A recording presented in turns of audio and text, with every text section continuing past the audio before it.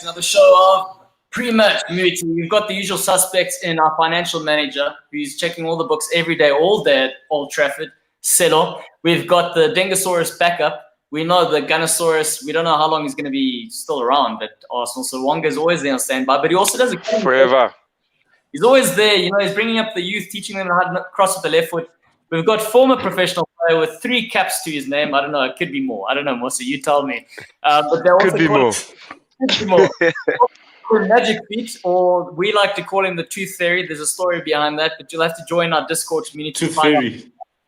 Yep. And today, we thought we'd have Celo, an extra man, some extra backup, because United, let's be honest, they've been very inconsistent. And we've got Sky Shabalala, and he comes up from he's from the coast, Durban. What happened? Claudio, what happened to our host? Oh, shame, man. I think Atalanta cut some cables there. What did you say? I was about to say Atalanta cut his data cables there, man. Hey, they cut them last night. That's for sure. Yay! That's what happens when you're too overconfident going into a match, man. If you win 5-0, you think it's a given. But yeah, they showed them. They're Anfield. There's Anfield. I'm back. We're just giving you guys a moment to shine because we get loud, so we want to see how loud Sky is firstly for joining the squad. Welcome, Sky. So you're from Durban, you said, huh? Yeah, I'm from Durban, born and bred, and nice for me to be here. Thank you for inviting me. And at least I'm not alone on my first episode. There's a fellow Man United supporter with me, so at least it's not that. Thank you very much for joining us. We love to have you. And, Celo never complains about having backup because there are times where he feels ganged up upon. But, that's just the United complex that, United fans have. Yeah, I feel like United need all the support they can get from time to time. So shout out, guys. Good to have you on board. We've got the biggest fan base in the world, guys. So that's why you guys hear us. For how much longer, though? That's the question.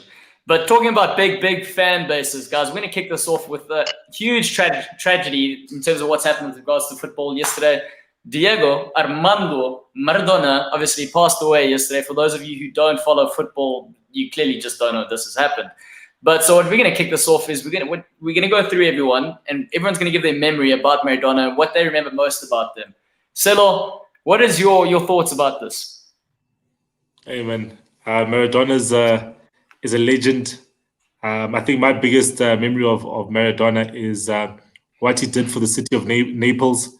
They had never won the Serie A, and he went to Napoli in 1984 when just about when AC Milan assembled its great team of the Dutchman, Van Basten, Gullit, they had Baresi at the back and so forth. You know what I mean? But they managed to win Serie A two Serie A titles and also to win the UEFA Cup. I think what he did there, and obviously the goal that he scored for Argentina. Not the hand of God, but the other goal that he scored against England. That's one of the greatest memories I'll have with him. He was just such a natural footballer, man. You know what I mean? Things came easy to him. That left foot, he could do so much on the field, and it was just magical. I was watching the Champions League, and Gary Lineker was talking about him, how he was. Playing against him and what he did in a charity game, and he hit the ball up 13 times and he didn't move much, you know what I mean? And he said that they tried that at training the next week at Barcelona and they could only do it 3 times, you know what I mean? So that guy was amazing, guys. Maradona's hands down one of the greatest footballers ever. Definitely the greatest footballer of his generation, and no one comes close to what he did on the field, guys. So yeah, it's a tragic day, but his memory will live on forever. Yeah, Wonga, do you have anything you want to add to that? Yeah, I think I share the same thing with Celo in terms of what he did as a player, and also the things he could do off the ball, with the ball. I think everyone was taken away by that.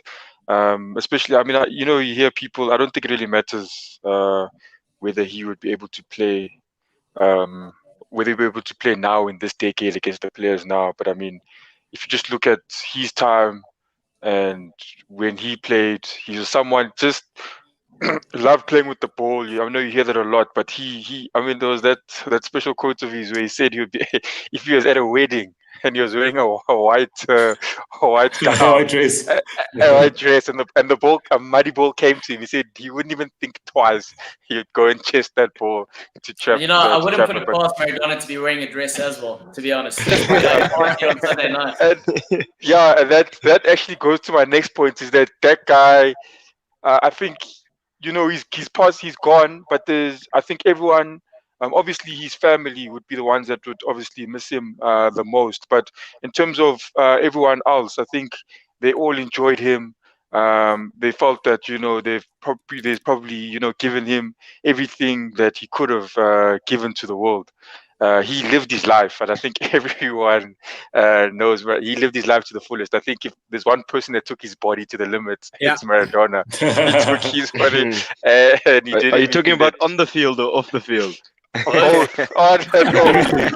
to the limit, everything, and that's why I say he lived it to the fullest. And I think he actually enjoyed life, and that's what I like about him. And it pushes me to someone liking someone like Ronaldinho as well. Those guys, they really enjoyed life. That's what I liked about Maradona. Now, Mossa's got a bit more of an interesting story.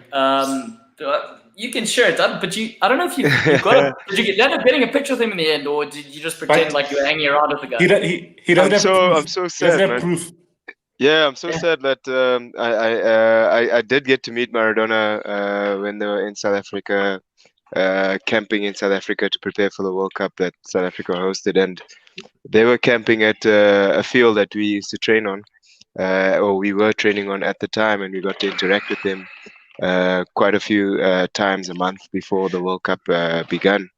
And I'm pretty sad that in that time I never actually took any pictures with him, which is unfortunate. Like, to be fair, I think you had those old Blackberries and the photos would have been very pixelated anyway. So don't worry about it. Would be saved on BBM. Yeah, exactly. I took myself in one of like my friends' pictures, and yeah, it's one of those pictures that weren't the most exciting pictures to share in the world. But yeah, man, what an absolute like ambassador of the game of football. Like he embodies a lot of what modern football is encapsulates now. Quality, technique, finesse, ball control, movement off the ball, movement with the ball. He is a number 10, out and out number 10, and he's shaped so many other players in the fraternity of football. And my condolences go out to him and his family, all the Argentinians and his loyal supporters. And yeah, man, I hope they find strength in this time, because it is a massive loss for world football at this point in time. Yeah, and you know what, Mossa, to be fair, I think you actually did send him a BBM invite as to Sky's point. You probably just never got it. You know, Sky, do you have anything you want to say? Yeah, cheers. I think the gents have said it all. I was saying this morning on the radio show that I work on that it's quite interesting that we usually say that in sports or in any team sport, there's no I in team or there's no one-man team. But I think in that 1986 World Cup, I think we can all comfortably say that Maradona won that World Cup close to single-handedly for Argentina.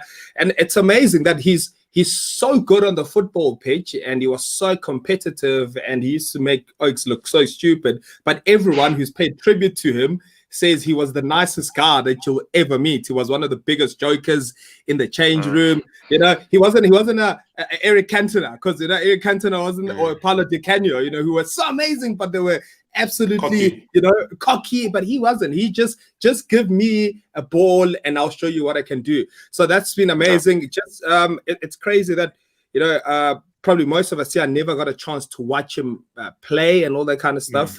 And I remember speaking to my dad that, oh, Messi this, and he always turned to me and say, but we are Maradona. Do you know Maradona? And I'm like, it's crazy, man. And you get that from people who watched him at their peak. And just to add to Musa's World Cup commentary when they were in South Africa, I remember Ivan Khoza saying, obviously when Brazil, there was no. There was no Ronaldinho at the World Cup, but we got Maradona. Maradona was in South Africa, and I mean his antics on the side of the field. He was like, close there to being like the face of the World Cup. I mean, I think the one famous picture is every time he's standing on the side of the field, he's always wearing that silver grayish suit.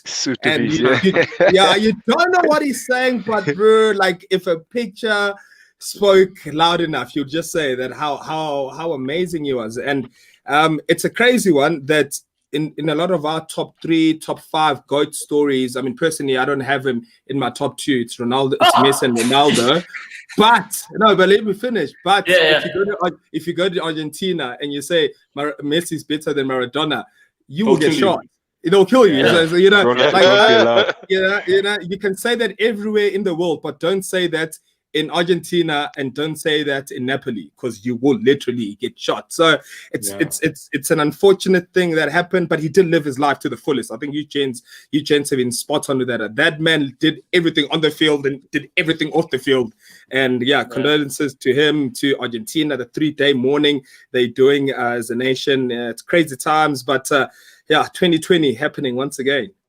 You know what's interesting that you mentioned, Sky, like the fact that he is one of those the fact that we had him in South Africa for the World Cup was actually a meaningful thing, because I remember watching them train, and there'd be instances where he's trying to explain stuff as a coach, to instruct the likes of Di Maria, the likes of Aguero, the likes of Messi, instruct them to do stuff.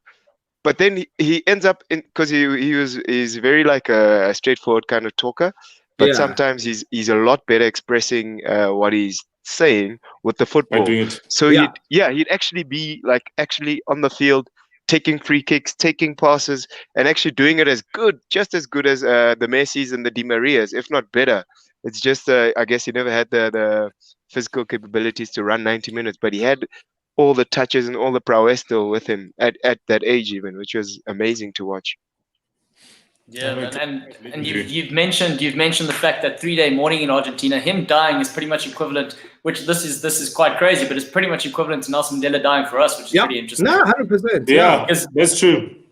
Yeah, because I mean, he came in at a time where the country was struggling, and he picked them up literally with that hand that you mentioned in the World Cup, and 2 minutes later doing something that no one's ever seen in world football before. What's also interesting is he came in, to Celo's point, talking about Napoli, he came in and he made Napoli, and Napoli made him. But he's also destroyed by Napoli in the end. And when we're talking about GOAT, Sky, when we're going to...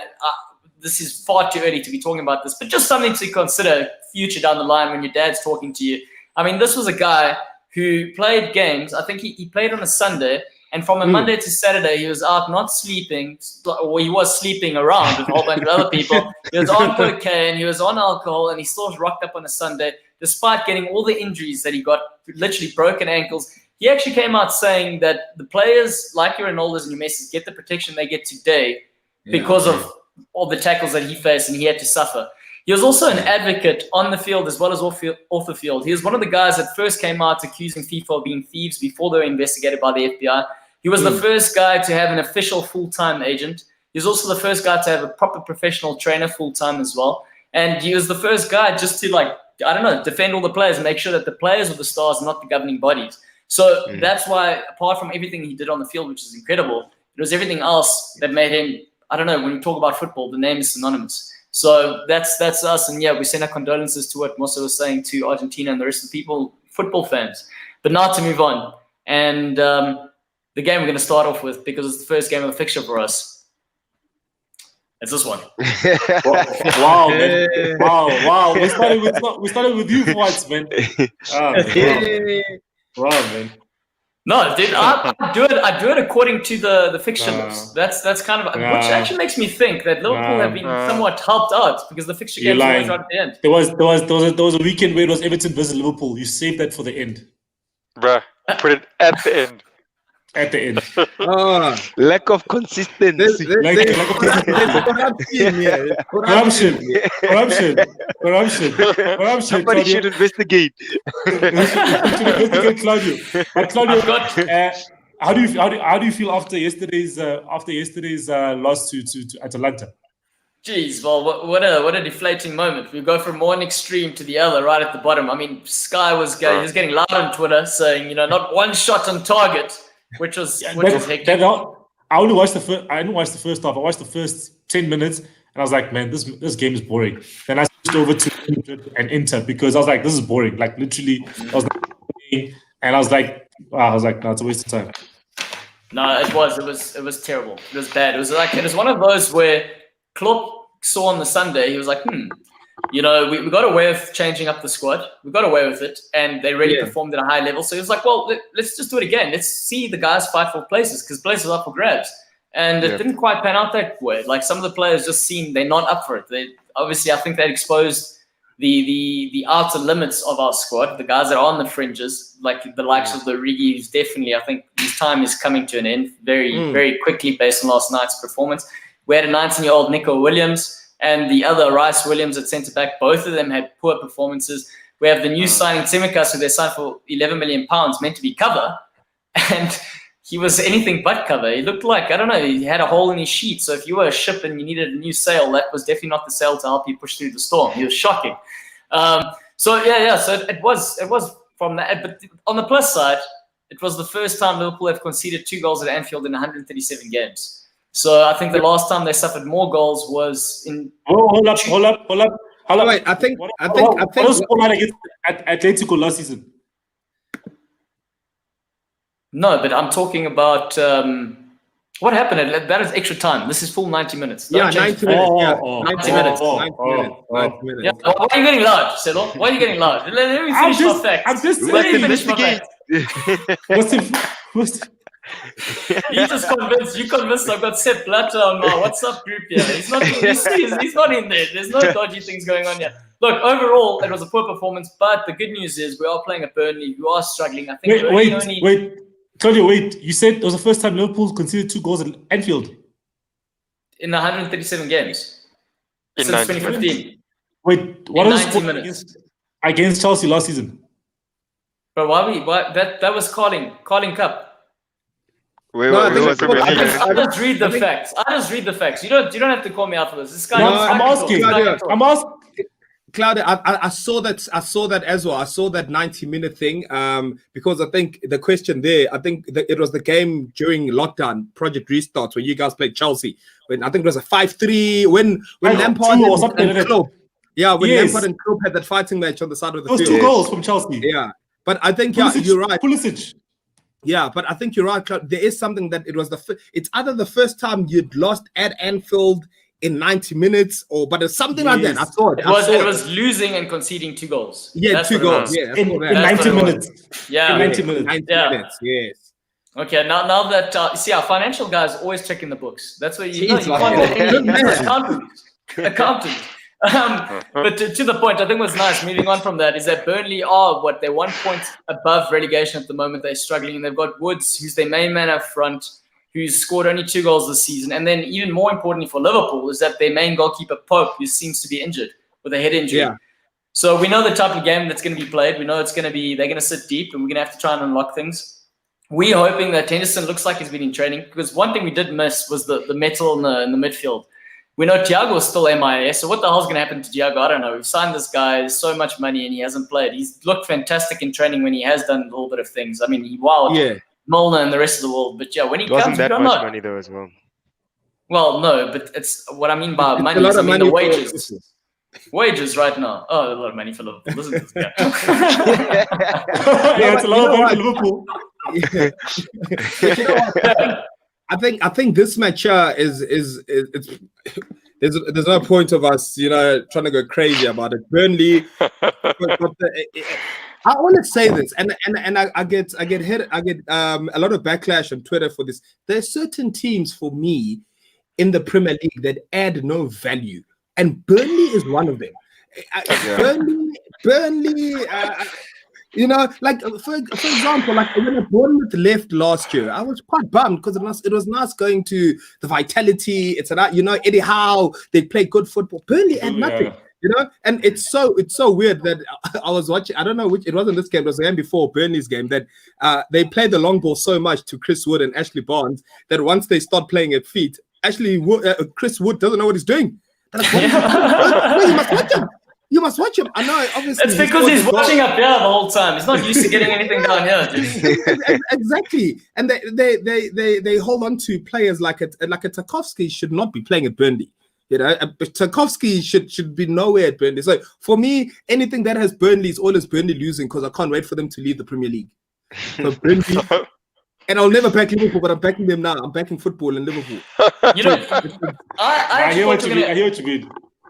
Yeah, I actually thought you were going to go the other route and be like, they are always those sides that are like the bogey sides. And if there's one thing that Sean Dyche has done over Klopp, there's a bit of a feud going on there. And he has, in certain instances, he's made Burnley Liverpool's, you know, bogey side from time to time. So if anything happens, look, they're no place to do anything at this moment in time. But Liverpool's sort of positioning in terms of squad and injuries and I mean, we spoke about it last week, but then they thumped Leicester. The only advantage for Burnley here is that they are playing at Turf Moor. So whether or not they know the confinements of their little space, their little block that they create. More so knows playing for a side that defended 90 minutes all game. When you can literally, when you have players that aren't doing anything creative and you can just be positionally correct and well communicated, it's always tough for another team to break you down. Am I right, also? You're right, but I still think like Liverpool have enough players that have a creative capacity to unlock the Burnley defensive barracks. Even if they park the bus, you do have Sadio Mane, you do have Firmino, you do have Salah, who should, on their day, should be able to break a Burnley defense pretty easily, if you ask me. I was quite impressed with the right back who was playing at yesterday for Liverpool. He's got a very good right foot. He looks like a proper understudy for Alexander-Arnold. Nico Williams. I mean, he's 19 years old. The only issue he has, which is obviously it's normal for a player of his age, is the decision making. There's certain times where he is, and also the issue is he's a defender who can play ball. So the problem is when you're a manager and you got a defender who can do that, you're never sure when he's going to take an extra touch and get caught out. I mean, they had a moment yesterday, or a couple of moments where he gave the ball away because he took those extra touches. So it's just decision making, but that'll come with time, especially if he's learning from a guy like Trent. So it's a lot of positives from that perspective. But I think that's enough said. I think the fact that we've got two United guys, let's give a lot of airtime to a game that I don't think is going to be easy on paper, or it's not easy on paper at all, and I don't think it's going to be easy on the pitch. So let's talk about Southampton versus Man United. No, I think let Sky start. Let's hear what Sky says about our beloved United. Yeah, you know what? Yeah, what does one say? Do we get the United against Istanbul Başakşehir, or do we get the United that played against Crystal Palace first game of the season? I do not know. So it's an interesting one. I think for me, you know what? It's another chance. It's another game where an Ole can play the same team that he played against Başakşehir in terms of playing maybe a Fred, a one-man CDM, and playing Van der Beek there, and playing Rashford, Cavani, Martial, and obviously Bruno Fernandes. So I think it is because the team played really well on Tuesday. That they were really, really, really, really good. Maybe a bit quiet in the second half, but they were really, really, really good. I just don't want this whole thing of we go to St. Mary's, right? A team that doesn't have Danny Ings, and we now going to start with Fred and McTominay or Fred and Matic. It's not one of those. I think it's time that we impose ourselves, especially against those kind of teams. So I'm really hoping for a really attacking team, a team that if we score 4, if they score 2, it's fine, But at the moment, we're in the Premier League. All of a sudden, we just go back into our shell and we set up honestly like we are very, we're one of the smaller teams or the teams that are outside the top 6. With that said, our away record is amazing. So that's the one plus for us. So our away record is amazing, and hopefully it carries on being the same. And it's going to be an interesting one. Danny Ings, Southampton without Danny Ings is a total different ball game. It's not the same. I mean, obviously there's a Theo Walcott there, and there's a Shea Adams who shows a glimpse of brilliance there and there. But I don't think it's the same team. And hopefully Wan-Bissaka is not too badly injured. If Lindelof is injured, it's fine. Tanzebe can go there. Lindelof can actually nurse his back. He's hurt his back since he ran down thieves in Sweden, by the way. So maybe they need to look for it. No, makes sense.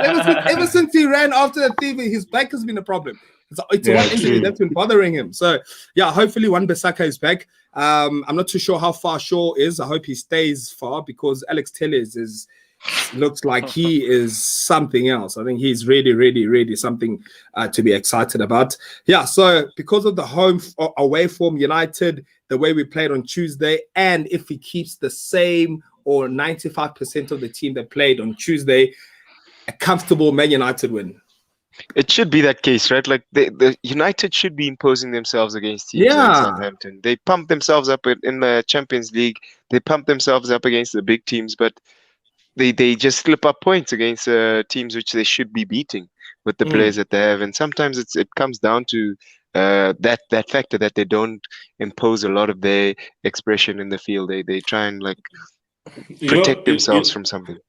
You know, the funny thing with Man United is they in the Premier League sometimes they want to behave like they're Arsenal. You know. They want to be cautious. They want to be cautious and be defensive and make sure the back door's shut and then only think about attacking later. You know what I mean? Whereas the attack from the first minute, you know what I mean? A team like Arsenal scores 0 or 1 goal. That's all. So Man United must at least try and impose themselves like they've done in the Champions League.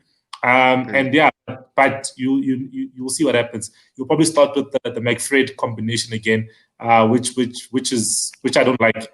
You need to just start with one of them. They're trying to mask their defensive deficiencies. And I think Tanzebe there with the pace, you can definitely start with a Fred and a Van de Beek, and then start with the attack that started, man. As you're saying, Alex Telles, man. That left foot, there's no one who can cross a ball like Alex Telles. Like he crosses it from anywhere. He can just cross a ball. His corners, his crosses, like he just needs to obviously have a person at the end of it, and I think he'll have a lot of assists this season. Fortunately, he's got a Cavani there, right, in the mix of the box, who can actually look for the ball the whole day. Not true. No, so that's what I would say, Musa. Like when I first saw Alex Telles play, I was like, "Oh my word! I cannot wait for Cavani to get to the end of these crosses." You must, if you guys get a chance, you must watch the goal. Bruno Fernandes' second goal. It was the run that was made by Cavani. His movement off the ball is unreal, you know. And he's brilliant. It's crazy, and it was a cross from Telles. The keeper missed it, and it was a tap in for Bruno, and he also went straight to Cavani to say, that was all your run. So hopefully he becomes the 9, because Martial for me, yes, last year with those goals and that whole triple threat of Greenwood, Martial, and Rashford. But if you got if you got a Cavani in your team, Martial can play on the left. I'm okay with him there. Rashford on the right, play that Cavani. He's there for a year. Maybe he's going to start another year, but use him. We know he can score goals. What's happened to Greenwood, guys? Huh? No, there's a lot of things happening behind the scenes, sort of things. Nah, but don't forget Greenwood. Who's this? I didn't hear the name. His friend committed suicide. The Man City player committed suicide. Firstly, and then obviously then he got a bit ill, and he couldn't be available for the Everton game. But he came off the bench in this game against Istanbul. And he created an assist for Dan James. So he's back. And I think obviously the media in the UK, they're getting on his back for no reason. You know what I mean? They're making up stories, Foden. But Foden Foden's has been let go. Foden's been let go. The media doesn't say anything about Foden. Don't forget, and Foden is married. And he cheated on his fiance. I mean, he's engaged. But he cheated on his fiance by bringing those goals. Greenwood has no girlfriend, but they on Greenwood's case. You know what I mean? It's maybe that's the problem. Maybe because of Maradona, as an example, we used to a guy cheating on his wife, and because Greenwood's not doing it, we're like, this guy's not living a football rock star life. Come on, he needs to up his game a little bit. Maybe that's why he's not scoring goals. Get the cocaine out. Get all the other shit out. Let's throw it his way. Let's see if he starts playing. Those are Claudio's Leave it- views alone. We have to put a disclaimer. That's Claudio's views alone, eh? Only Claudio, eh? Only Claudio, man. Uncut. Nah, but he's in the squad. He'll be okay, man. I think he'll definitely get some minutes on the weekend off the bench probably. And then man, it's a long season, guys. It was his first full professional season as a footballer. There's a lot of demands on a person. Just give him time, give him a chance. He's only 19 years old, and give him a chance to flourish, man. And he will flourish. He's got the natural talent. He's scored some goals this season, so it's not like he's not scoring. He just needs to be protected. Yeah, let's talk about the Southampton side though. They're 17 points at the moment. They are in 5th spot. They haven't lost a game in 5 games. They've won 3 out of 5, drawing 2. So they're a difficult side. They're well coached. We know this by Ralph. We also know that Ralph who? Ralph,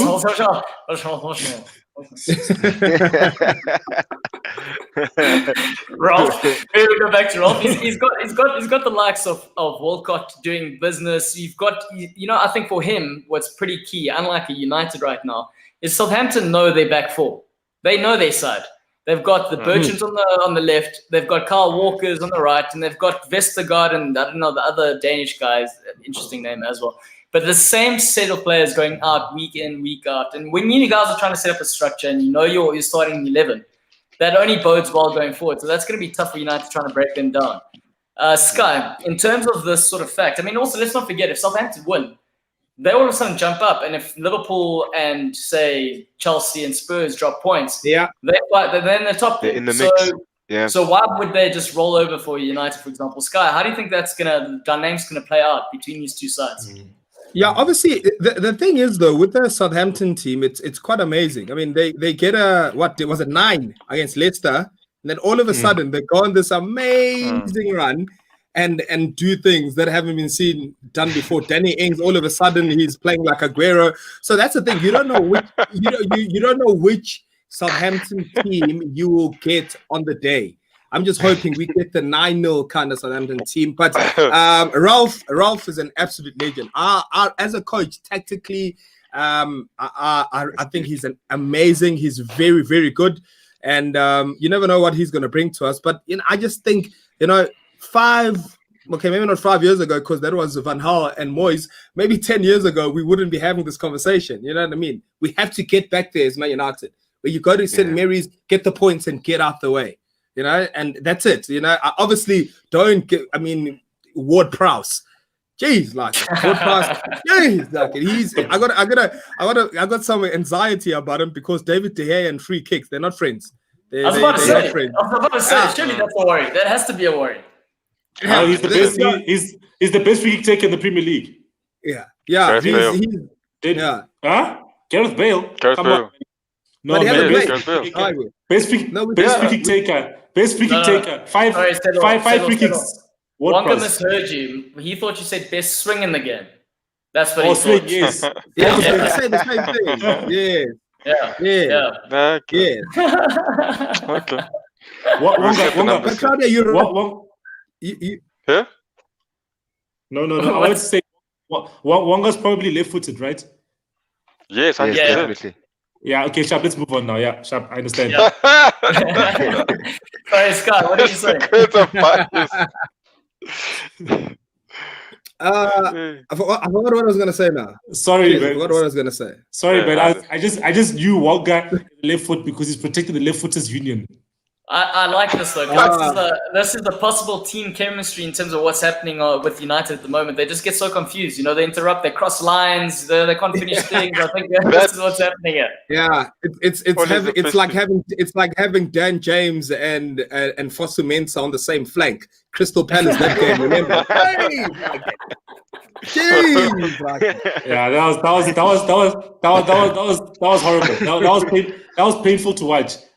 Dan James needs to go out on loan, man. Wow, But it's the other thing though. It's the other thing, and I think we're hard on Dan James. And I know it's off topic, but Dan James was not bought to be a Nani or a Ronaldo, or he was meant to be a squad player, right? All of a sudden, last season, because of what happened with the injuries, Yes. they Injuries, needed it. So Yeah. for me, him coming off the bench in the Champions League, getting that last minute goal, counter attack, that's what he's there for. He's not a Man United starter. He's not gonna, win us the league or anything. So I think we must just True.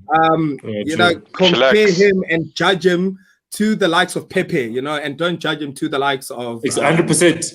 yeah. 100%. But guys, It's even difficult to judge him to agree with impact players that play the League Cup. Impact players that play the League Cup. Start in the League Cup. Get 50. This guy's. Yeah. I mean, if Dan James rocks up on Sunday and headbutts Kyle Walker-Peters, we'll be fine. He gets a red card. It's fine. It's his group. That's fine. It's okay.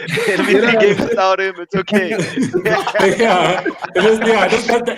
don't lose much. You don't lose much as a team. Yeah. And what are you guys' thoughts about Pogba? Do you guys see space for him actually getting more involved in the centre mid there, or think it's best for him to be on the sub? No, I think because he had a niggling injury, let him start on the bench, and then he can come on in the last 30 minutes. I think let's not destabilize the team that won midweek. Let's obviously going to play McFred because but still Pogba must come on in the second half, and then obviously we're playing PSG during the week, which is a crucial game. Which I don't know how he's going to line up. We'll probably with the back three, but it's kind of tough to line up with the back three without Shaw. So I think Pogba can come off the bench. He missed the last 2 games, and then next week maybe get a start.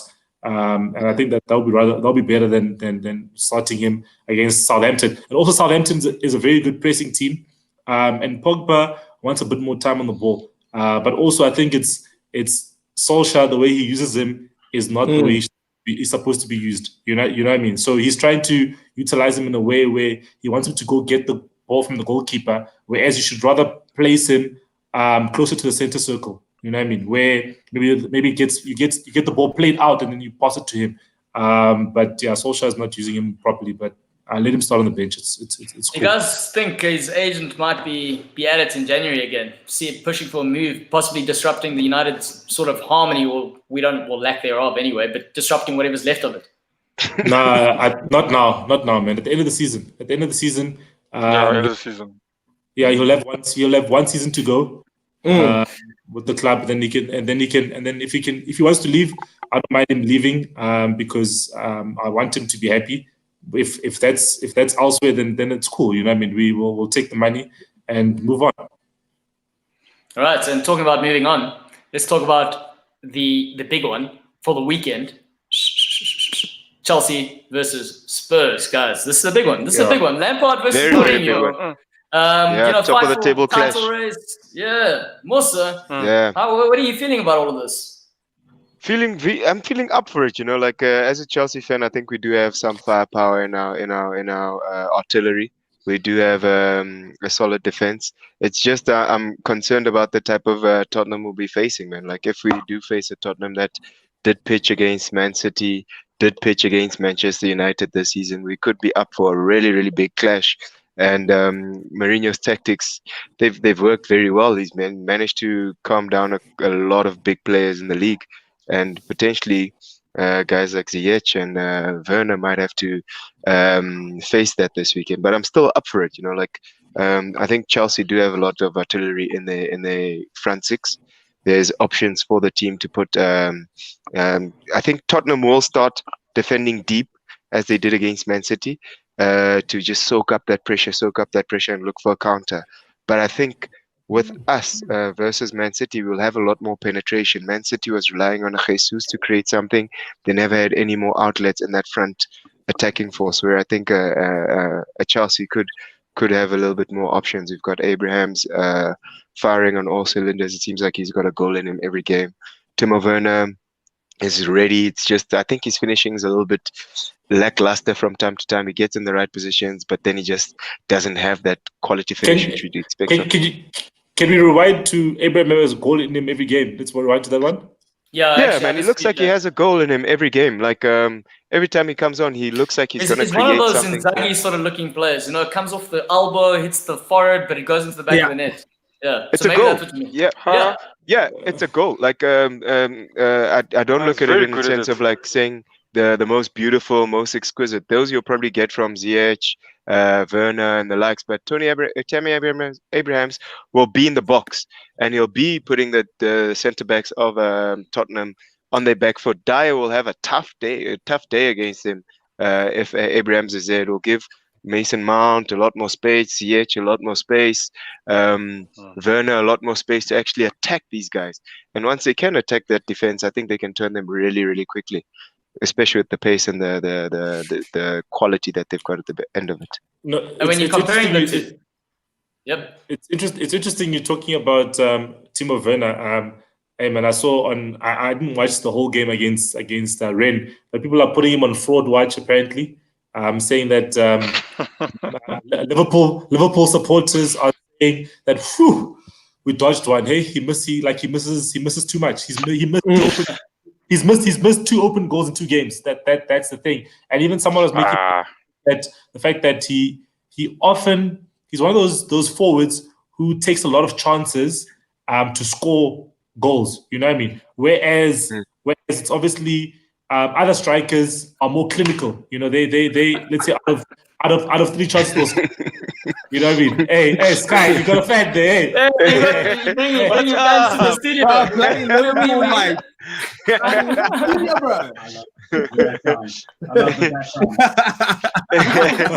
But I hear you 100% there, Silo. Like that's my grievance at the moment is Timo Werner. He gets in the perfect positions for him to tap in goals, and then sometimes you find them going straight to the keeper, or he fluffs them, or there's just that clinicalism that you need, which it will come with time if we get patient and get him in he'll keep being in those right positions. It's just we need him to be a bit more clinical when he gets there, and that's a concern. Whereas with a son at Tottenham, you give him 1 chance, he'll give you something. You give him 2 chances, he'll give you something. That type of dynamic we need a bit more from Timo Werner. The beauty that we have at Chelsea is that if Timo Werner is not scoring, there'll be goals from everybody else. Whereas, in my view, at Tottenham, they're going to have to fish a lot more to get a lot more goals. Yeah, exactly. For me, there are 2 things to consider. And the first is right now he's creating a lot more. So whether or not he's contributing on the goal sheet is irrelevant because him playing on the left gives you that sort of breakaway on the counter. And we saw the goal that he created for your man, Abraham, on the weekend. But the other thing to consider is the fact that he is still very young. And he moved to a club like Chelsea. Now we know Chelsea are synonymous for breaking players in a way. And it's when I say what I mean by that is the crowd and the building. It's very different. It's run by this Roman oligarch. You expect it to come in and hit the ground running, and if you don't, it's very tough to redeem yourself. At Liverpool, where it's more homely, it's more forgiving. I know you're laughing. But that's the reality. I hear you. It's reality. You've got Fernando Torres' case in point. Moved over and he came out in his latest documentary saying, he didn't feel like it. Because again, Chelsea isn't about who's a star player. Chelsea is about, Chelsea isn't about like the main player. Yeah, it's about there's a lot of star players. It's not about one star player. There's a lot of them. So for Timo Werner, there has to be patience. I think he's playing for the right guy and it's sort of a Lampard. But we also know Lampard was the player that he was because he was ruthless. So you've got Pulisic who is out, which is probably the only downer for you guys, but irrelevant. If we had to compare Chelsea to a Spurs for the weekend's game, Alderweireld is out for another 2 to 4 weeks. He's not playing tonight. So I think that could be the difference on the fixture on Saturday. Wonga, how do you think it's going to shape up with Mourinho and Lampard and more or less how that game is going to go in terms of, because both teams have shown they sit deeper when they play bigger teams. So how do you think this is going to work out? Yeah, see, that's the same thing I'm thinking. I mean, they've gone out the other way. I mean, every team that they think they can take it, they go out and they set up in an attacking way. But now, knowing Mourinho, I think he knows. I mean, that's definitely he's going to do that. The same thing with Man City. He's going to set up his defense well and try hit them on the counter. And I think with this game, especially with Mourinho, the midfielders are going to have to hit a graft. And Mourinho also has he's also found a good combination with these midfielders as well. I think Are you saying Mourinho? Mourinho. He's maroon. Mourinho, yeah. Mourinho, yeah. That's right. Yeah. No, he was Mourinho. He was Mourinho when he was playing. I tried to like overlook it, but I was like, this guy say Mourinho. No. He's not wrong. He's not wrong. He was Mourinho when he was playing for the Devils. Now he's just wearing a white shirt, so it's different. Now it's back to Mourinho. Okay, so Mourinho, yes. So, but I think with the Tottenham midfield now, I think especially when they're under Poch, the midfield is also strong as well. JJ Eriksen, Dele Alli, all those guys were clicking, and they're feeding the strikers, and you can see that happening now as well. Those guys, they're working well going back, and the most important thing is they're giving proper delivery for the strikers. They're not trying to do too many passes. They just first instinct is, can they get the strikers in on goal, and they do that well. And I think playing against Chelsea, Chelsea, they've found they're getting a bit of clean sheets now, but I don't think they'll be able to keep a clean sheet with. They do have a better keeper now, 100%, much better keeper. He'll be let's say he'll be put to the test definitely against Chelsea. Harry Kane. Yeah, they'll definitely test them out. I was super impressed with how Mourinho's been coaching Tottenham. Like to see Sissoko in some of the positions that he was covering over the weekend was impressive, man. Like it's crazy how he even like marshaled the team to cancel players like De Bruyne from creating any penetration for Man City, and that's my concern. That players like Ziyech might be not necessarily man-marked, but their space and their room to express themselves might be cancelled, which is what Mourinho is very good at doing. He's very, very good at enforcing an approach which will cancel out the more meaningful players from a game. So that's my concern. But I still do think we have enough artillery going forward. Even off the bench, we can bring in players like Hudson-Odoi that can give us different dynamics. We can even get a Giroud in who can give us something to then make Tottenham think a little bit more, which is what I'm excited about. Yeah, I have two things here. The first thing is, I think, this time last year, if maybe this match was being played when Tottenham weren't looking so good and it was Mourinho's first, well, it was actually half a season, I would definitely say Chelsea, because they just, they look good going forward. Not too sure about the defense yet, but they look very good going forward. But I think Tottenham right now, being at the top, their coach is Mourinho. It's a second season. We always know what happens in a second season, And I mean, listening to just his press conferences in the last couple of weeks, there's something about Mourinho that is back. Even the press conferences are different. I mean, the rant went on about the FIFA Best Awards. I mean, 2 years ago at Man Utd, he probably would have said no comments and then carry on. But that cockiness is back. That cockiness is back. I was looking at the Mourinho cam on the Tottenham's page the other day. You see, even on the side of the field, doesn't care if Pep Guardiola is but he's telling Rugalon that, take Morris out, or so that side of him, when that is back and that fire is back. Number one, you see it with his behavior, you see it the way he talks, and also you just see it on the field. I think he'll go to Stamford Bridge with a plan, obviously not to lose.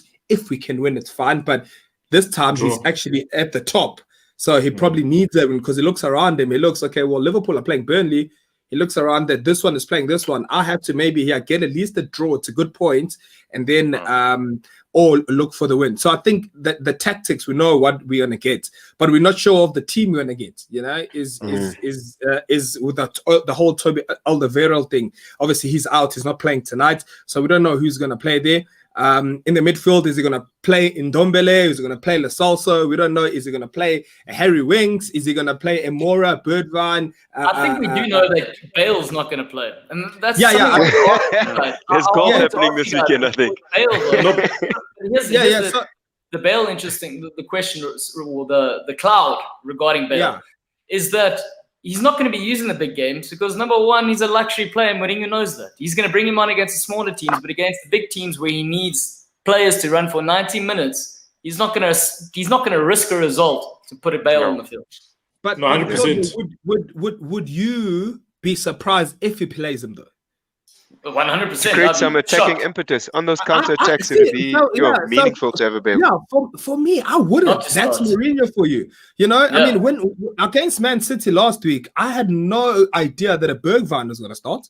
I can tell you that Good for free. point. Good point. That was like, I was like, oh my word, is he rekindling what happened last year when he scored on debut and all that kind of stuff? So, you know, also he's quite Unpredictable. emotional, yeah, and he's also quite a sentimental, you know. So Mourinho would love to start Bale. Bale scores 2 goals or a hat trick or scores the winner, and you know who's the man? Mourinho, then Bale. You know, oh my word, Yeah. that's Mourinho for you, you know. And he's going back to Stamford Bridge. He's going back to Stamford Bridge, guys.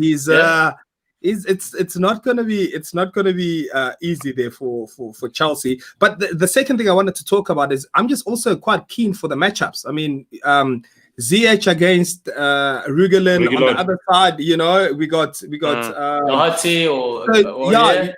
well, Aurier, yeah. You know, we got Aurier that side against Werner, so that's going to be interesting. Kane with Son against Thiago. You know, and Zuma or Rudiger, you know, that's gonna be very, very interesting. So I think those aspects of the game are going to be very exciting. I wanted to ask you something, Musa. I've asked so many people about this, Chelsea fans. What's this dirt Mason Mount has on Lampard? Because I think he has moved or something. You know, That's the player. I asked this the other time. I was like, apparently. It's like it's his dad. It's his real dad. I think that's the he's playing his son. He's playing his son. That's all he's doing. You know, but one thing I will give Mount, guys, is Mount has started to look like that player that Lampard sees. It started. And that player that we are referring to is in a very big degree a spitting image of a Lampard when he was younger. Exactly. You know, sometimes that type of player needs a bit of confidence from his coach to say, look, I see all the big players that we've brought here. I've bought them. As a manager, I've bought all these big players, but I have faith in you and I've brought you along as well. You're probably the youngest in the bunch here. You're probably not seen as the most affluent, but if you do well, you can then run to be the best player in the team. And Mason Mount he's taken that challenge and actually lived up to it, in my view, because he creates a lot of opportunities. He destabilizes a lot of teams. He gives you a lot of work ethic, and he doesn't lose the ball a lot. And that's very similar to a Lampard approach. Lampard is a lot more prolific going forward in terms of like a center attacking midfielder who could score from taking shots from distance. Mount is trying that out as he goes now, but it needs confidence from that type of age. You know, it's not like a ready fit type of approach. So you say the Musa, but in your best team, everyone fit. Does Mount have a place? Everyone's fit. So Pulisic, covered. Everyone's fit. Yeah, Pulisic is a big player for that team, man. Yeah, everyone fit? No, he doesn't have a place in the team. Yeah, there'd be Havertz, Pulisic, Ziyech, Werner. Even up front, I'd put Tammy Abrahams up front. Even Jorginho would have to sit a little bit for me. He'd be on the bench. I'd put a Kante there. It'd be difficult for Mount to start, but I see why he does start, and his performances do allow him to start right now because it creates a lot more impetus for Chelsea going forward. And about the first point that you raised there, Sky, regarding Mourinho and the way he's looking, he does look like that type of Mourinho, which is even having like sideline banter with these players, pushing them to become better at what they're doing. Looking at Reguilon, that type of bet that he put of like the Jamo Umbilico, where he says, okay, I'll get you a leg of Jamo Umbilico if the player doesn't pass you the whole day. If Harry Kane looks like a different type of mold of striker now. He's like a center attacking striker. Can I say that even? He's a 9.5. He's a 9.5. He's the best. He's the best version of what Firmino is. Defensive striker.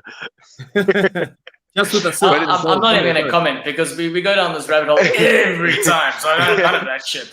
It's super exciting to see Mourinho like this as well, man. Like, I think it's showing that second season approach which he has with teams, where it's like, hey, it's a Mourinho that can get you the result, Mourinho that can liven up the camp, and that's the big concern that we had with Tottenham at the beginning of the season.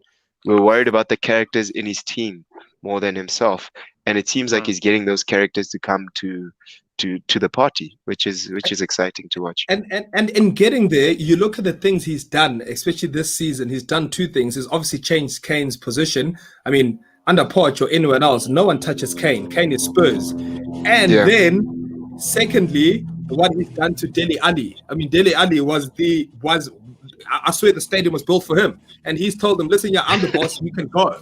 And I think players see that and they say, you know what? If we don't get our shit okay, we are going. You know what I mean? Ndebele, case in point, huge sign for them. He benched him. He said, "You're overweight. You're sucking ass. Get better." And now look at it. Now he's in there. Ali, by the way, is being linked with a move to Everton, and so is Winks apparently for January. So that's interesting. I do think Ali's time's up at Spurs. No, Winks mustn't go. Winks mustn't go. He's got space off the bench. Yeah. But Ali seems like he has to go. I'm not even sure if Everton will suit him well, to be honest.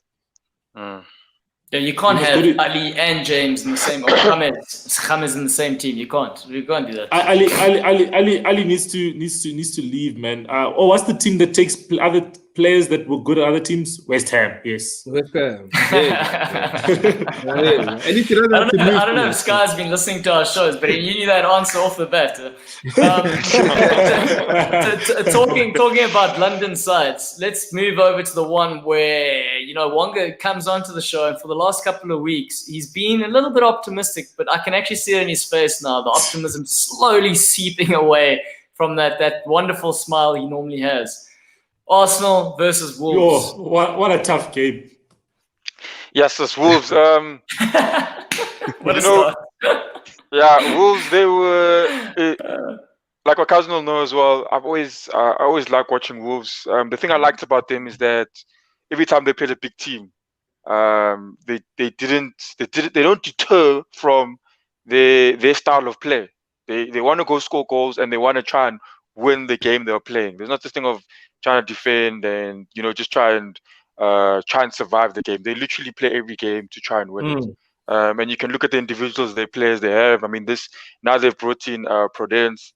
They've let go of someone like Jota, and they're bringing people to the place. But it's. I mean, everything you can see the player they're trying to bring in is just trying to complement the way they play. They're not going to sacrifice the way they play, their philosophy, and that's what I like about them. And that's why I think they also gave Man City trouble over the years. But now look at it, they literally in this. If I look at Arsenal and them, they've got the same amount of goals. They've got the same amount of goals conceded. Looking at the stats, I mean, even their form. It's a draw, lost draw. It's a draw, and a game before is a loss. Game before is a win for both teams. But Wolves has one point more than Arsenal. And one thing I was also looking at like Arsenal. The one thing that worries me, and I've said it to you guys all, is that they're not scoring, and it's probably a result as well. They're not, even the last two games seen, they hardly take shots. Wolves I think Wolves, the stats say they've taken this season 112 shots. That's in the Premier League. Arsenal have taken 82. That's significant. So what's going to happen this weekend? Unless by some miracle, but definitely we don't have.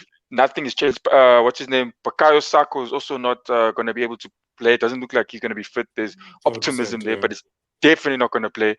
So definitely Wolves are going to hit us with more shots. So Leno has to be up to the task that game. I'm trying to have a bit more realistic now, with especially what's happened in the past two games.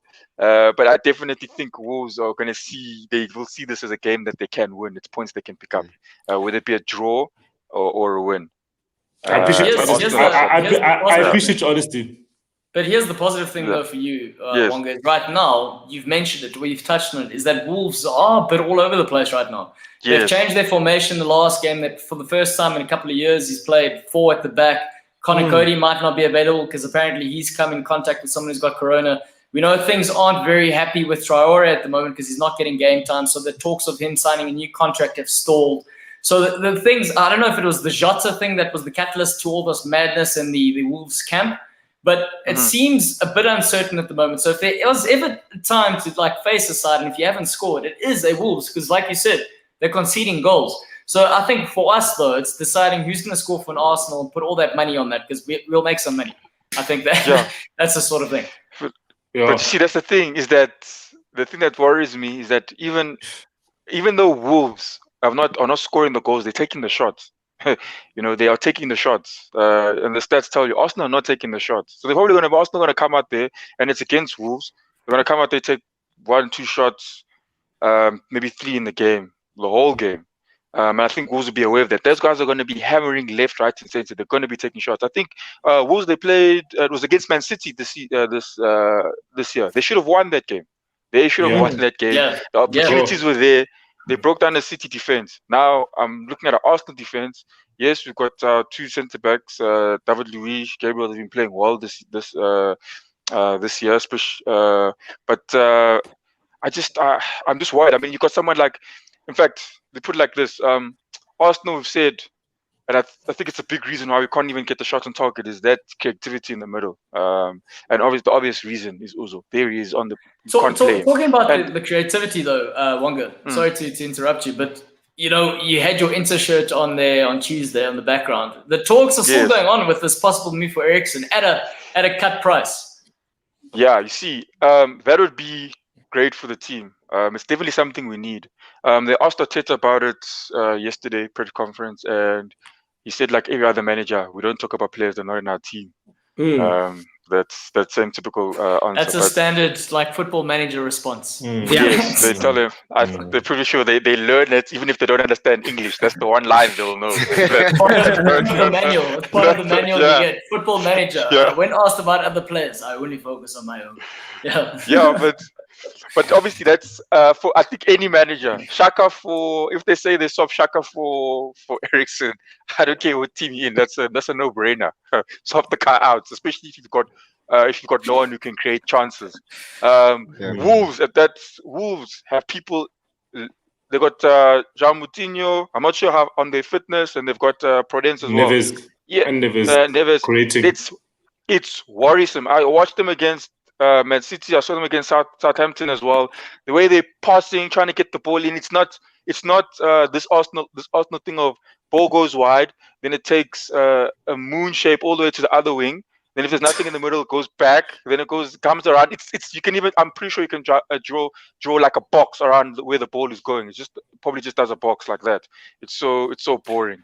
That's a great idea for like a coloring in book or something. Draw the dotted lines, and you can sell like Arsenal coloring in books. And that's the thing. Watching Wolves, Wolves the way they try to open up. They played against Southampton, try to open them up, and even not even against Southampton. All the other games they've played, I think they've just been really unfortunate in terms of not converting their chances. But Arsenal, it's pretty obvious. They've got less shots than everyone else.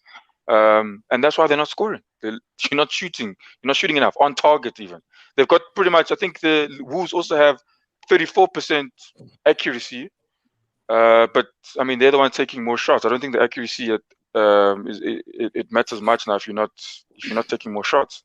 Wonga, I want to ask you this: the whole Pepe sort of dilemma, the amount of money he's come in for. He's obviously Sky spoke about the red card. He's now received a 3-match suspension. He's playing tonight, by the way. Yes. Arteta's coming out saying he's got to harden up. We've spent a lot of money, so we have to invest time and make it work for you. And they're supporting him. Do you think he can turn this around? Because right now, I feel like it's very. He's an easy target. Like we spoke about this on Tuesday, but the problem is there's a lot of things broken around him. So it's even more frustrating for a player like that who wants to have an impact but can't. So with Arteta, he was you're saying he's trying to be hard on the guy. In fact, he said he is. He's being hard on him. In fact, the word he said was he's demanding it from him. He's demanding. He understands Pepe's potential, and he's trying to demand that potential out of him now. He said it was difficult for the guy when he came in. He's not speaking the language. He hadn't settled into the country yet. And I think that was also reasons why, and they said they could literally see that when he was training. And I think that's probably the reasons why he wasn't starting last season. But now you got 72 million. He shows the potential. He has the potential to play like that. And I think Arteta's just gone that route now. He says, look, they understand. He's got, he's had the frustrations. He said, the first thing he did when he got out, he apologized to the teammates. He apologized correctly to the fans, and Arteta was happy with that. He just says now we need to move on, and that's exactly why he's played him in today's match as well. He's just trying to give the guy opportunity to also sort of demand it out. He says, obviously, it's big money. You are the guy. We spent the big money. We had this talk before. You have to be that person. He's trying to demand. He said that's the route he's going to take, and I think I think it's the correct route to go for, with considering Pepe. Yeah. You know what? You said something interesting there. There's certain words that can't be together in a sentence, and 72 million in potential cannot be. We can't be having potential at 72 million. I understand, but no, but I'm just saying we and unfortunately the player doesn't say his price, obviously, so you can't blame that to the player. But also, I think a Pepe could be a victim of being signed by the coach who later got sacked, and then now you have this Oik who probably wouldn't have signed you. You know what I mean? Because as much as he says he's giving him time, you know, if he was your marquee signing, probably if you look at the price tag in terms of marquee signing with that 72 million, from the last 10 years, you haven't spent that amount of money. You know, whatever coach comes in, that Oik should say, you know what, 72 million, you're good enough, you as good, probably signed to replace a Sanchez, you come in here and play. And that, unfortunately, I just think that he just doesn't feel him, he doesn't play him. He doesn't play him enough. He always has to come impact a game, and he doesn't start him in big games, and it's a problem. It's and you know what? I want to add on what his press conference, but you know, just listening to you guys say now. I think with Pep. No, I want to add on what Sky says before you comment. One guy is that, and it's not like Willian is playing well. So it's not like the person who's in the position is playing well. So it's different if the person who you're fighting for a position with is playing amazingly well. He's the best player or the top 3 best players in the team. But Willian is not shooting the lights out. So Pepe should be getting a chance to play. It's just that he got a chance against Leeds and then got sent off. But whereas the other game is coming off the bench, he's playing in the Europa League, and Willian still starts. Willian has only played one good game, which was against Fulham the first game of the season, and otherwise Willian's not been showing up. You know what I mean? And that contributes to the whole thing with Arsenal and not scoring goals and not shooting and everything. Like there's no creativity. You know what I mean? Like nothing's going on with him. And man, it's just dysfunctional. You know what I mean? A Pepe comes into a team like that, and then it's not doing well going forward. So then he can't even pick it up because the rest of the team is not even playing well going forward. I do want to say that, based on what Sky said, sorry, Wonga, is that he is a victim of the 72 million that was forked out. It was a case built up that they hadn't signed for a long time. And at the time, Arsenal weren't the only club trying to pursue him. I know Liverpool were looking at him. There was 1 or 2 other Premier League sides, I think even City were agreeing to have. Man United as well. And obviously, Lille took advantage of that and hiked up the price. And unfortunately, this is the consequence where Arsenal took all the money that they haven't been spending and spent it on one player. And they were like, well, we expect you to do things, even though it was for potential. Sorry, Wonga, you were saying. Yeah, no, I do agree with you guys in terms of that. But again, I think that still relates to what Arteta is still saying. It's just, it's everything. It's happened, you know. The 72 million has happened. You signed the contract. You're here now. Yeah, 100%. And now the thing he's saying is that, like, we can see, obviously, your game is not. The mistakes, there are things he can improve on. But I'm thinking, not that I'm thinking, but Arteta's also saying it's not only on the field; it's also off the field things that they're also trying to also help the guy with as well. He has not settled in. Whoever's fault that is, but he's not settled in 100%. Into London, is that from my understanding, and I think that's what they're trying to do, is help this guy settle in, and also give out performances. But now he's at a point now, Arteta saying is, look, he's demanding it from him because we need it. we needed. Cheapest, but you know what? But I understand what you're saying. But yeah. Arsenal must be a hostile place for players to settle in because Saliba So- is on his way out, £90,000 a week. He's going out for a loan. You do have a player Yeah. who wants to go back to Arsenal, though, is Jack Wilshere, who's still without a So- club at 28 years old. He's saying a dream move would be to come back to an Arsenal. So yeah, so Jack Wilshere, in his case, again, they asked Arteta, and he said, "Look, it's nothing the club has looked at." He says he knows Jack Wilshere, he respects the guy. He was a good person on and off the field. He says it's one person he has 100% respect for, but it's not. I mean, they've asked him many questions, and the same response was that it's the club has not even looked at it. They said, asked him, they asked him first, what about Jack Wilshere coming back? And that's the response he gave. And then they asked him, is there a possibility of him training anytime soon? And he gave the same reply, and that the club, it's nothing that the club has looked at. That's the only thing he said. In terms of now, this thing, they also asked him, I think it was also a very important question. They asked him about Aubameyang. Does the club rely on him for goals? And that, we do. Last season he admitted it, and I also think it's the truth. The stats even said last season, if that guy was not scoring the goals for us, we wouldn't be in Europa even. Yeah, it was amazing to even see him score But he that many signed the goals team. with that same Arsenal. He signed Yeah. the team. So that's £250,000. after he signed that thing, it went. 350. But After he signed again, that thing, he didn't have to do anything. He was like, I'm getting it, it's fine. He went to go hang out with Exactly. Ozil. so I think, Yeah, he's with all the dudes from Arsenal Fan TV on the weekends after the game. He's like, yeah, my team's shit. Right? Am I right? They're like, no, they're shit. He's like, well, at least I get to have drinks with some guys that know some football. I think that's what's going on there. So I think, So I think with that's why he's also now trying to bring in someone like Thomas Partey. He can also try to give us goals from the midfield. But now thinking about this game right here, someone I think as well that could give us goals was Saka. But now he's obviously I doubt he's going to play this weekend. Obviously now we've got, I think Willian is probably the one now. Pepe is definitely not going to play. Lacazette. He has to. I think he has to get a run out on the weekend. And I think if he doesn't deliver, he's done. That's the case. They have to deliver. No, play Ketia. That's the case. Guys, Ketia. what about this? Ketia. What about this as a solution? Giroud, let him leave Chelsea. Bring him back. Bring him back to Emirates. he spoke about it. He had a comments about it that his game time at the moment he's not happy. So Yes. it's actually a very good idea. Yeah. He needs a club. But you see now, Claudio, in terms of that, that's why I say that when I look at Arsenal and Wolves, I see them almost like two teams in the same situation. You've got the managers trying to deal with backroom problems. I know not all the change rooms are perfect, but I think they sort of problems are very similar. Trying to keep players happy. They're literally sitting same goals for, same goals conceded, same form.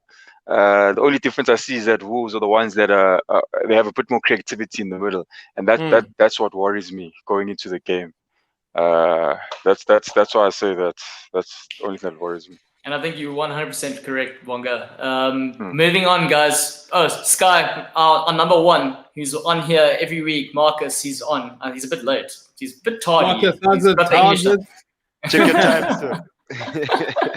Let's we're gonna move on. We're gonna move on to the betting corner, i.e. the predictions that we make. And let's start off with the first game. Liverpool or Burnley Liverpool. And we'll move from Wonga when he let's rather start at Silo. We'll go Silo, Wonga, Sky, Mosta, and then me. Yes. Sorry guys, my battery's dying here. Yes. Silo, go for it. What's the prediction? Go Silo. What match, guys? Liverpool Burnley. Liverpool Burnley. Burnley Liverpool. Burnley. Okay, 2-0 to Liverpool. Yeah, I think if Liverpool play the same defense, like I think Liverpool's the last game they played, the defense was a huge problem in against Atalanta. Burnley going forward, yeah, I don't see them losing it. Maybe I'll just say a 3-1 to Liverpool. Yeah, if they play the same defense. 3-1 to Liverpool. So I think this one is going to be pretty simple. You know what we're going to get from Burnley: long balls, challenging that new look. Liverpool back four. They're not going to play much, so I'll give them a goal, but I'll say 3-1 Liverpool.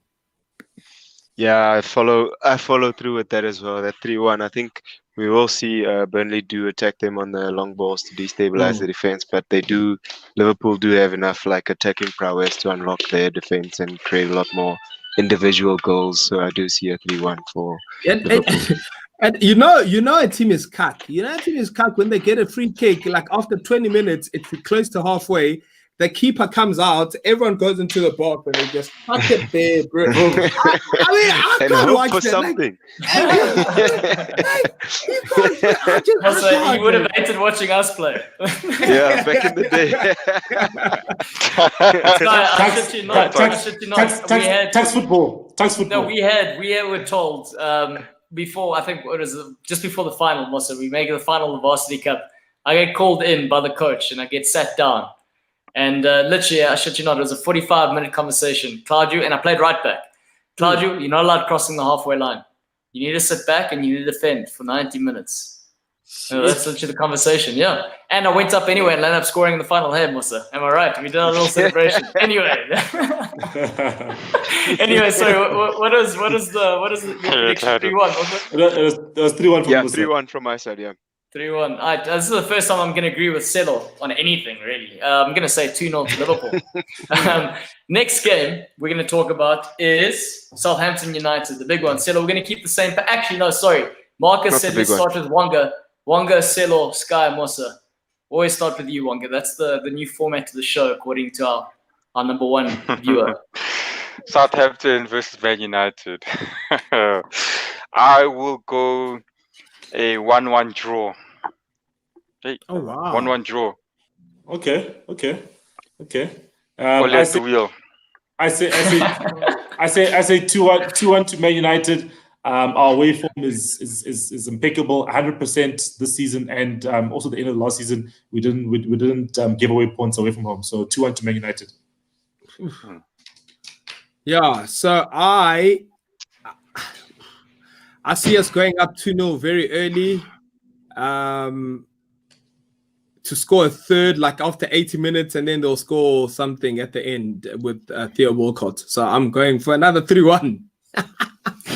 I think it'll be a very, very frustrating day for Man United again. There's going to be a lot of questions asked about what are they planning in terms of formation, in terms of players. And I do see Southampton coming out prepared for this, well coached, and frustrating Man United's players. So I do see a 1-1 for this. Yeah, I mean, their form is something, right? So they do well a game, next game they come back down. And I think on the graph, that's where we're looking. So based on what the other Mossa and Wonga have said, I actually wrote this before the game. I also think 1-1. I think Southampton are very defensively well put together, and I think it's going to be hard for United. I think the counter, they're going to have a lot of ball, United, and I think Southampton going to sit deeper and wait for their chance. And I think they're going to take it when they get the chance. So 1-1. Even Marcus agrees 1-1. Well, there we go. Look at that. It's the first time we've had 4 people say the same score. Okay, next game. Chelsea Spurs, the big one of the weekend. Wonga, have a crack, son. Andy Gray. When I look at this. He's got. He's charging. When he looks at this, he has to leave. Man, he got confused. Marcus put him under pressure. He just. Okay. You go. I'll go. Yeah. I think it's a 2-1 win to Tottenham. I think that the confidence that Tottenham have and that they've built up, I think it will be a tactical mastermind. Jose Mourinho against his protege Lampard. I think 2-1 definitely to Tottenham. Yeah, welcome back. He's in time. He's back in time. I was about to say Spurs are gonna win.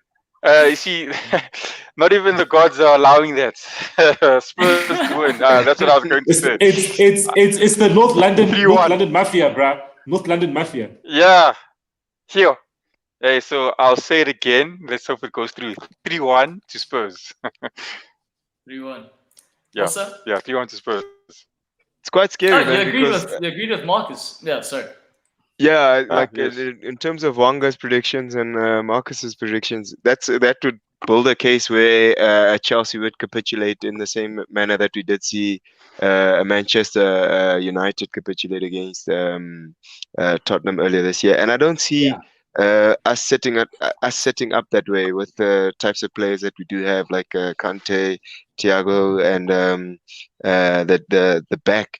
I don't see us capitulating in that fashion, especially with the players that are on form at the moment at Chelsea, the attacking players that are there. I think expecting just one goal from them it isn't a fair representation of what the guys can do.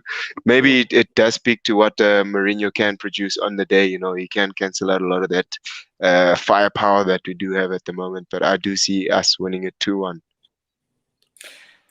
What you guys just witnessed there was a goal lounge thesis put together to defend an argument. Thank you, Musa. I'm going with the 2-0 victory. Wait, you didn't ask Guy. Oh, do you know the thing? Corruption.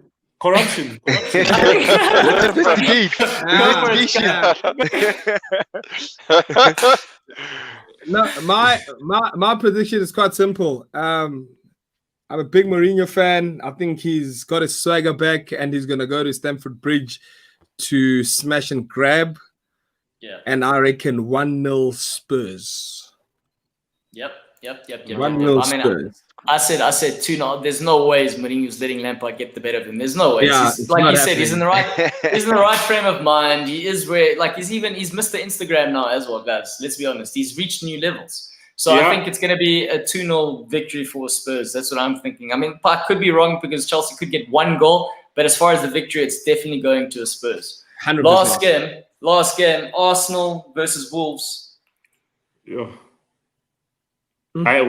Your team. Tough times in that team.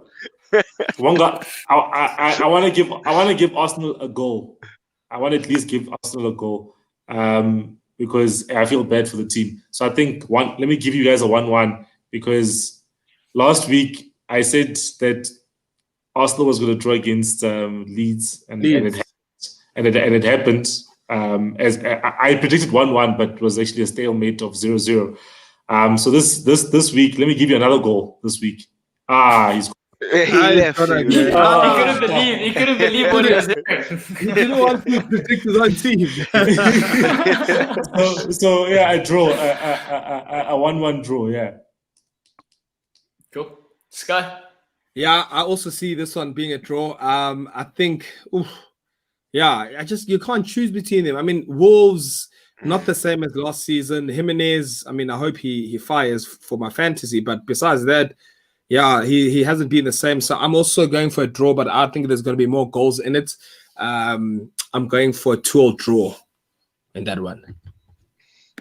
Just like Marcus, I wish they could bring Ozil back, man, because right now Arsenal do lack that creativity in the final third and getting players. That's why I think players like Pepe are having such a difficult time. They've been given the task of having to create a lot more action for the team up there, which I don't know if they're ready for that type of responsibility. There's players like Ozil that could support them a lot better and then enable them just to express themselves on that back four. So, yeah, man, it's tough for Arsenal at the moment. They don't have goals.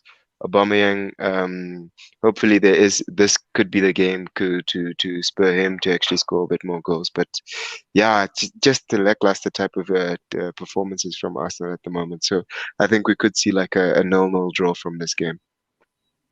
I wouldn't be surprised. Wonga? Hey. He's still okay. That is frozen. He's just shocked. What's going on? That is shocked. Wake up! He's shocked about the 0-0. Okay, cool. For me, it's going to be interesting. I actually think it's going to be a game where Wolves are going to have all the ball and Arsenal's going to sit deep. So if there's something that could work in their favor, is the counter-attack, because that's how they have gotten results this season. So I think a 1-1 is a fair sort of prediction to go with. But because I'm a dick, I'm going to say Wolves are going to win 1-0. There you go. Someone had to say it. Yeah. This is why Wanga's frozen. And he left. He's like, On that note. I've had enough of this. All right, guys, and that pretty much concludes. Oh wait, I think he wants to really get his say here. Let's see. I don't know. Back. He's back. Let's see. Wonga, you're gonna get say your piece, man. Say your piece. No, man. Okay, so so Arsenal, I think it's a difficult one. They've got, like I said, they look the same going into those matches, the two of them. But Saka not playing again. I can't see anything us creating chances as well. And Wolves are definitely going to be taking more shots than us. And they're probably going to be hungry to make sure they get up the league. And this is a game, so I think in the end, I'm going to be purely honest. Arsenal. The only thing Arsenal does have for them is the good home record. They do have a good home record at the moment, and that's in all competitions. It's just obviously gone a bit bad now, especially after Aston Villa. Just say it, bro. And Leicester. Spit it out. Yeah, and Leicester. But I think in the end, to be honest with you, I can see Wolves taking it by 1 goal. If it's a 1-0 or a 2-1 win, I see Wolves taking it. I can't see, especially what's happened in the past. I just can't see Arsenal. I'll be honest with you, I can't see Arsenal winning it, especially with the way Wolves can create goals. They're going to create problems for us. If we can keep it clean, then it'll probably be a draw. But I don't see us. I just can't wait to see Adama Traore running over Tierney, bro. Kieran Tierney. It's gonna Exactly. Literally, like John O'Reilly. and you know he's gonna put Traore on when our team is very tired. When everyone is tired, he's gonna put that guy on, and that horse just goes through anything. So yes, I don't think it's gonna be a good weekend for me. No, don't go breaking Wanga's heart. Yeah, sorry, Silla. We need Arsenal to win, man. I need Wanga's enthusiasm to come back, man. We need them to win. He's been flat, man. You know what the problem is? For the last 3 weeks, he's been coming on saying they're going to win. And every time you guys laugh at him, he's like, I'm hiding now. Sure, shame. Yeah, actually, I think now because he said they're going to lose, they'll probably win. So well done, Wanga. I think you've seen the pattern. You're buckling the trend. On that note, guys, this has been... Yeah, sorry, Wanga. No, it's called analysis. Silla will know based on past performances what's gonna come now. That's all I'm doing. I'm not gonna, like I said, Arsenal. I'm not gonna get my hopes up with this team. I like Arteta. I think he's good for the club, but based on what he's been doing in the past, that's all I can expect. Yeah. What does that video say, Wanga? What does it say? It's the hope that kills, huh? That's that kills, bro. Let's hope the hope doesn't kill you this weekend, guys. Thank you very much. This was pretty much the conclusion of the show. Thank you for those who are watching. Thank you very much for joining us, guys, today. Any last words before we go? Ole out. That's it. Hi, staying. That's it. I've literally started, even if anything I post now, even like on my Instagram, even if it's like like a picture at dinner with my girlfriend, at the end it's like a nice story caption, then hashtag Ole out. But honestly, thank you so much for having me. And hopefully I can chat to you guys soon again. So shout out to that. Thanks for coming through. Thanks for coming through. Thank you for joining us. Cheers, brothers. Yeah, and that's pretty much it, everybody. Thanks a lot. Have a good evening. Sure.